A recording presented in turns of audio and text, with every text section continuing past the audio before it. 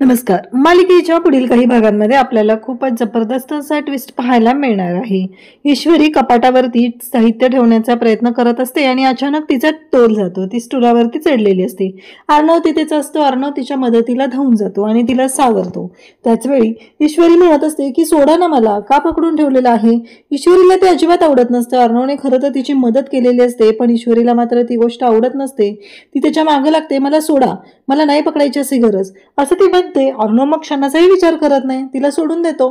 कारण ती अर्णवची सवय असते, त्याला आधीपासूनच माहिती असतं. तो याच्या आधी पण 2-3 वेळेस ईश्वरी सोबत तसा वागलेला असतो. ईश्वरीला जेव्हा त्याने सावरण्याचा प्रयत्न केलेला असतो आणि ज्या क्षणी ईश्वरी त्याला म्हणालेली असते की मला सोडा, त्या क्षणी अर्णवने सोडून दिलेलं असतं. आणि आताही अर्णव तसंच करतो, तिला सोडून देतो आणि ईश्वरी धाडकन खाली पडते. अर्णव विचार करत नाही, ईश्वरीच्या हाताला लागतं. ईश्वरी म्हणते काय केलं तुम्ही हे सगळं. तेव्हा अर्णव म्हणतो आता तूच तर सांगितलं ना सोडा म्हणून, मी काय वेगळं केलेलं आहे. आणि महत्वाची गोष्ट म्हणजे मला रूम शेअर करायची सवय नाहीये, तरी मी करतोय ना. आता कपाटामध्ये साहित्य ठेवण्यासाठी तुझ्यासाठी जागा तयार करतोय मी, मग तुलाही हे सगळं करावं लागणार आहे, असं म्हणत अर्णव तिच्यासोबत बोलत असतो, तिला सांगत असतो. तेव्हा ईश्वरी अर्णवकडे पाहत असते, कारण अर्णव म्हणत असतो गेम तर करावाच लागणार आहे.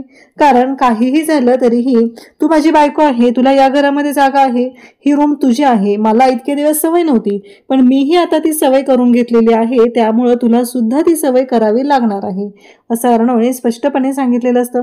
ईश्वरी अर्णवकडे पाहतच राहते. तिला कळायचं बंद झालेलं असतं, हा सगळं काय बोलतोय हे, आणि हे सगळं काय करायचंय, हा प्रश्न तिला पडलेला असतो. अर्णव म्हणत असतो हे बघ, तुझ्यासाठी मी कपाटात जागा केलेली आहे आणि तूही आता त्या गोष्टींची सवय कर.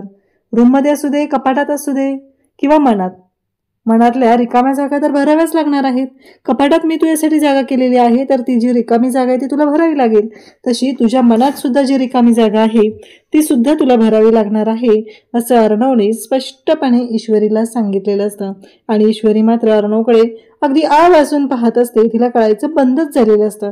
अशाच अपडेटसाठी चॅनलशी कनेक्ट राहा. थँक्यू.